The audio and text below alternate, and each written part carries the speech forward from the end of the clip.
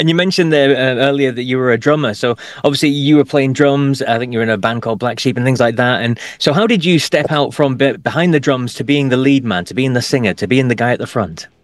Well, Black Sheep had two albums on Capitol Records, and before we got signed to Capitol Records, though, I was the drummer and the singer, and we were writing original songs. It was very difficult to put the theme of the song across to the audience when you're behind a big set of drums. They can't even see your face, you know.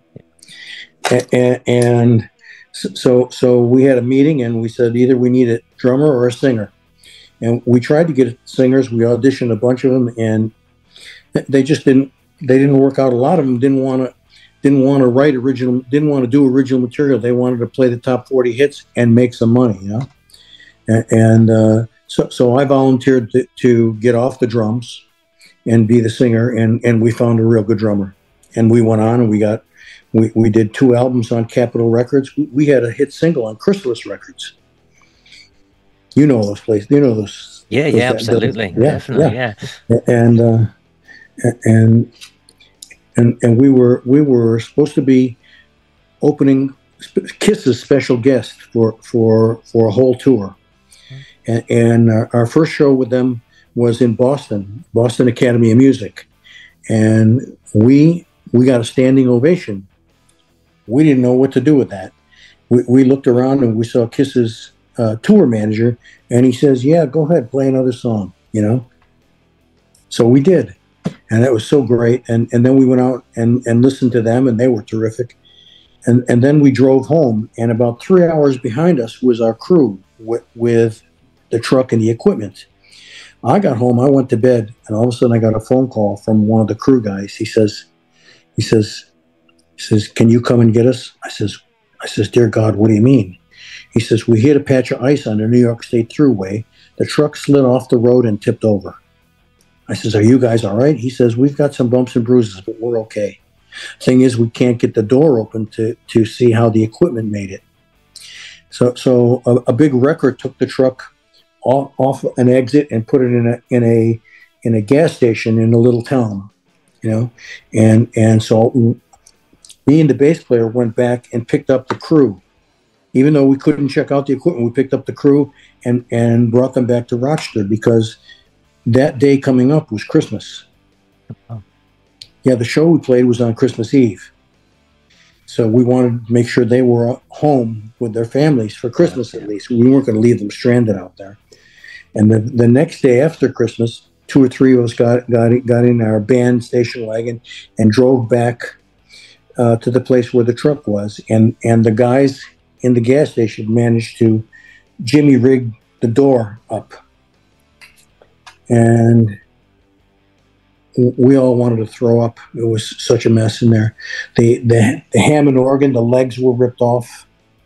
The Marshall amps, right through the hard shell cases, destroyed the speakers and the electronics, and even the drums. They were in hard shell cases too, but the cases were cracked and broken, and some of the drums had rolled out, and they were not round anymore. They were oblong. And we finally got our insurance company to come and inspect the damages, and they reckoned 80 to 85% of the equipment was destroyed, not fixable. So the next thing I had to do right away, this is the day after Christmas, we did all this, I had to call 10 years after tour manager, and Kiss's tour manager, not 10 years, Kiss, because we were touring with Kiss. I had to call Kiss's tour manager and let them know that we wouldn't be able to do the rest of the tour with them as much as we wanted to. And he says, "Why don't you," they were on Capitol Records too. He says, "Why don't you call Capitol and tell them what happened?" He says, you guys got a new album out in Capitol. You're touring to promote the album. That's money for them too. Have them front you some money against the album sales. And I says, that's a good idea. I says, I'm going to call them right now. So I called Capitol, and I'm not sure who I spoke to, but it was somebody in the hierarchy. And they said they would talk to a few other people and called me back. The next day they called me back and they said, we decided we're not going to do that. And we're giving you your release. Wow. How do you like that?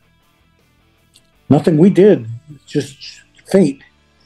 But with all the money they had, they couldn't afford to get us some used equipment and a small used truck and put us back on the road again to make us and them some money.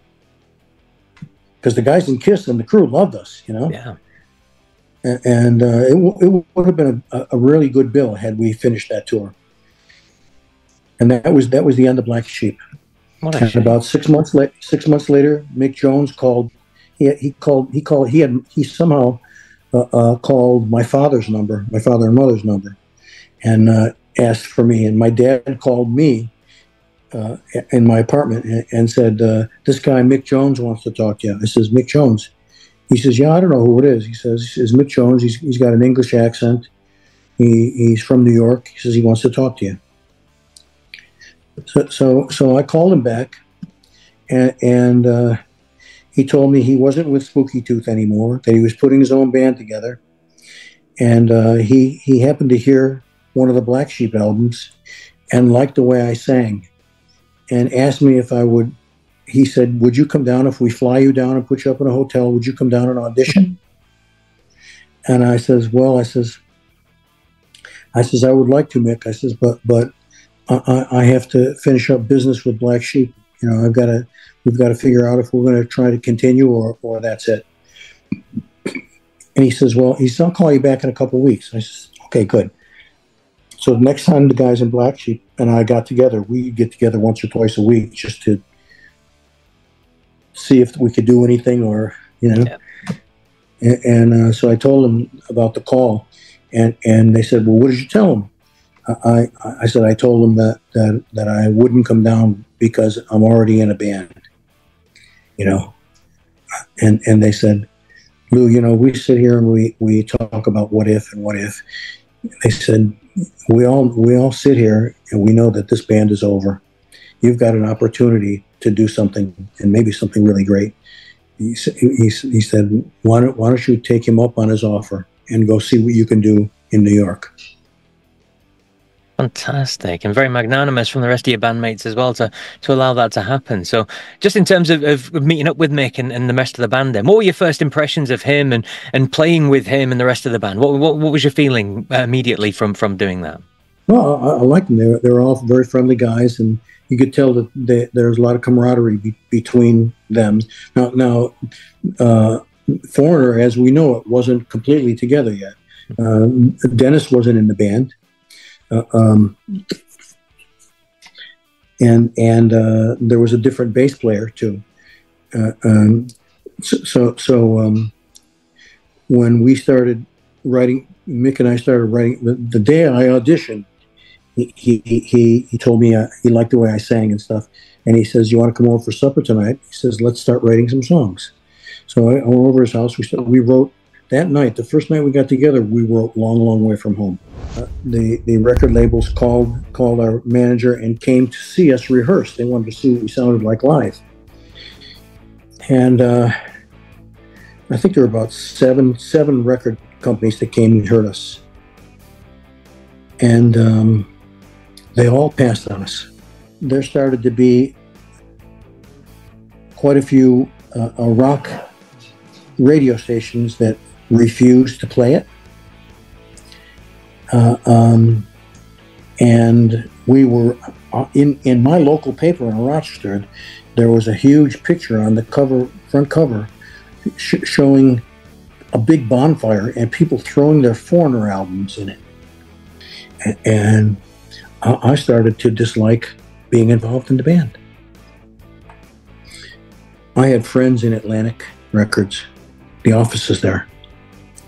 And one of them called me and he says, "I'm saying this under anonymity." He said, "Mick just had a big meeting with Ahmet Ertegun. That's the chairman of Warner's." Later, I called again, It was 996,000. So in 10 years, it sold 5,000. And I said, I'm getting a pile of shit here. This is not right. So I didn't look anymore. I didn't ask anymore. I knew that I wasn't getting the truth from anybody.